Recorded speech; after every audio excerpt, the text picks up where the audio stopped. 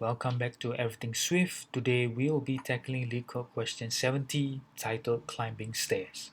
We are given an integer parameter here and we are supposed to figure out what is the distinct number of ways for us to climb all the way to the top. At each iteration, at each climb, we can only take one step or two steps at once, right? So this is a typical dynamic programming question where we are supposed to solve sub-problems and then we build out our solution from there. So just to share, when I first encountered this problem, the most confusing thing is the scenario where when there is zero steps, right? So let's assume that the number of steps is zero. What is the number of ways that we can climb zero steps? Is essentially taking no steps, right? Because there's no steps for us to climb. But the action of us not taking any steps is considered as uh, one option that we can take. So in the event where the number of steps is zero, the number of solution option available to us is one, which is us not doing anything. If the number of steps is equals to 1, given this scenario here, we can only climb one step or two steps, right?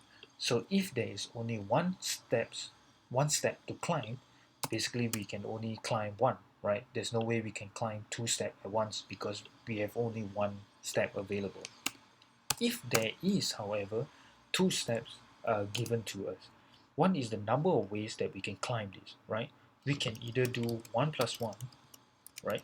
Which is taking one step and then followed by another one more step, right? Or we can climb two steps at once, right? So the total number of options that we can do to solve this sub problem here where the number of steps is 2 is basically 2. Okay, so the reason why I'm showing you guys all this is just to build up the base case, right? Every subsequent steps here on forward when the n is 3, n is 4, n is 5 will be based off of this sub-problem solution here, right? So this is a very typical dynamic programming style of solution, right? We solve a certain sub-problem and then the subsequent one will refer to the solutions prior to it, and then that's how we continuously build our solution from here, right? So I'm going to walk you through the solution right now. uh, One of the things that we're going to do is set up a cache. Let's just call this cache int. Let me just instantiate it right away. The reason why we are not doing this cache instantiation inside the function here is because we are going to do a recursion style solution. So if we put this cache instantiation inside the function at each recursion cycle, we will reinstantiate the cache, and that's not what we want. So that's why we are creating this variable outside of this function, right?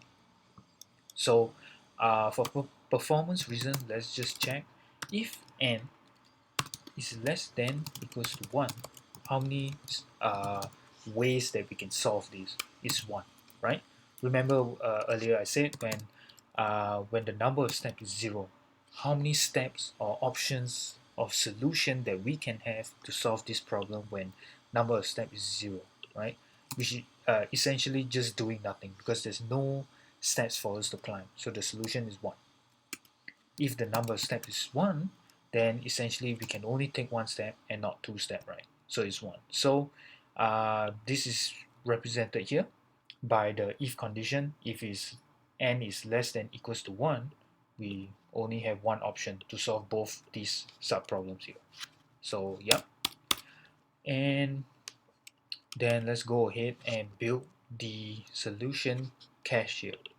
So what is going to happen here is cache n equals to climb stairs of n minus 2 n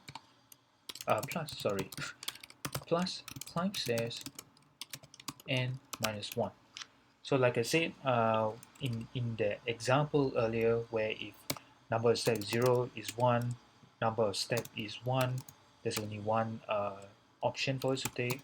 When number of step is 2, there's two options that we can take. And we'll keep building this all the way to n.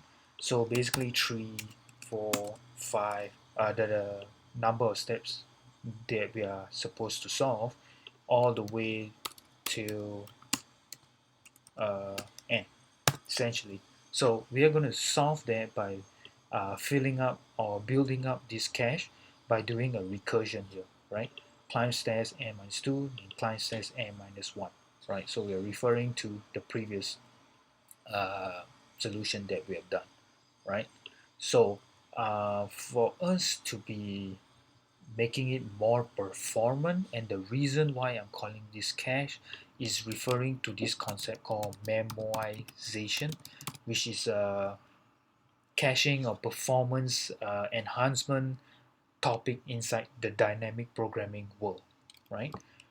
So what we're going to do here is like if cache, if we have already solved sub problems before, we don't have to recalculate it again, and that's why we are storing this inside a cache, right? So if cache n is not equals to nil, then we can just go ahead and return cache n, and that's it, right? Because we have seen this sub problem before, we don't have to recompute it, we don't have to recalculate it, and we can just go ahead and return it. However, if the cache does not have we do not have the solution for this particular sub problem here, then we have to go ahead and build that solution, right? So in this case, let's and we can just return cache.n, and that should be the solution. Let's try and run this and see. There we go. Let's try and submit this, and there we have it. As we can see, it's quite fast, and the reason, one of the reason why it's fast is also because we are using a memoization concept, using the cache to return the solution if we already solve the particular sub problem, and we don't have to recompute it again.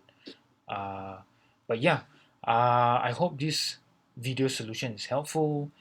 Just sharing the kind of lessons that I learned, especially when the n equals to 0, that was a bit confusing for me. So just want to stress, if the number of steps that's given to us is 0, us not taking any steps to climb is also considered as 1. That was the confusing thing that was throwing me off.